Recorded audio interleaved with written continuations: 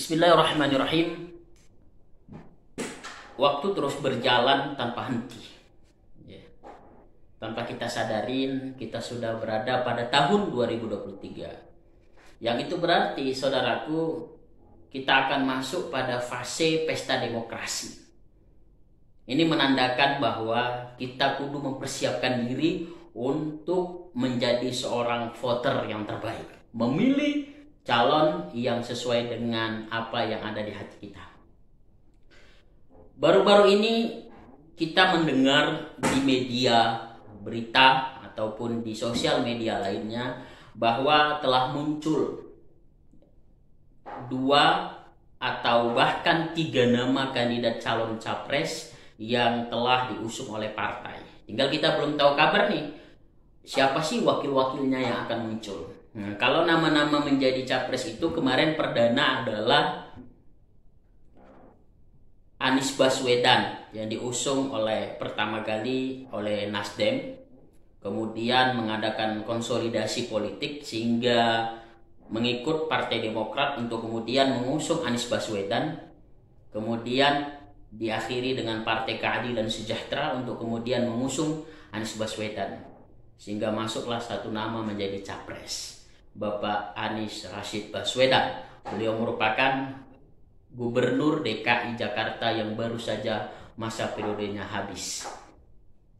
Kemudian seiring berjalannya waktu di tahun 2023 barusan ini kemarin, ya ternyata Ibu Megawati Soekarno Putri yang merupakan Ketua Umum dari Partai Demokrasi Indonesia Perjuangan atau PDIP telah resmi mengusung Bapak Ganjar sebagai capresnya, yang beliau juga merupakan gubernur.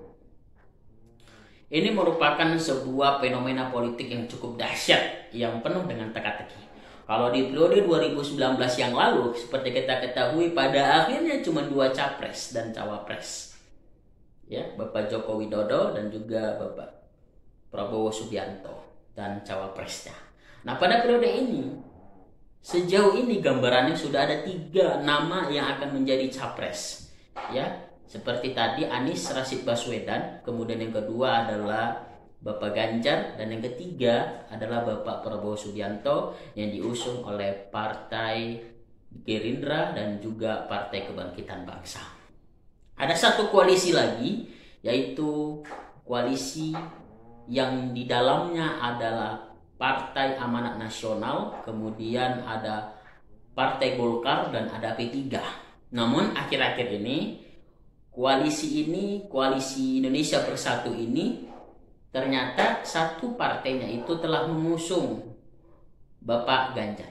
Apakah Partai Persatuan Pembangunan ini tetap berkoalisi dengan PAN dan Golkar atau berbalik arah ke koalisi bareng dengan PDI Perjuangan? Kita belum tahu ini bagaimana dinamika politik. Yang jelas, ketika kita memprediksikan, harapan kita adalah sebagai masyarakat, saya sebagai masyarakat atau sebagai voter, harapannya adalah gimana caranya pesta demokrasi 2024 ini memang benar-benar pesta yang mengedukasi seluruh masyarakat dengan populasi penduduk yang cukup banyak dan populasi penduduk yang cukup beragam, suku, budaya, ras, dan bahkan agama. Walaupun dominan Islam, tetapi juga ada agama-agama lain. Kita berharap tidak hanya 2 calon, tapi 3, kalau bisa pun 4 calon presiden, sehingga saya sebagai pemilih lebih enak dalam mengambil sebuah sikap pilihan, karena banyak pilihan. Ketika ada beberapa pilihan yang kemudian menjadi pilihan kita lebih bisa membuat sebuah penilaian khusus sehingga kita bisa menentukan sebuah pilihan. Maka pemilu 2024 ini cukup luar biasa. Dimulai dengan 2019 yang lalu yang hampir serupa dengan 2024. 2019 yang lalu bergabung pileg, pilihan legislatif, dan sekaligus capres. Dan tahun 2024 ini juga begitu. Ya, di mana partai juga memikirkan bagaimana mempersiapkan para BCAD-nya, bakal calon anggota legislatif, untuk duduk di bangku DPRD kota, provinsi, dan DPR RI. Juga mereka akan memikirkan sebuah konsolidasi koalisi siapa capres dan cawapres yang mereka pilih. Belum lagi 2024 ini teman-teman, kita kehadiran partai-partai baru.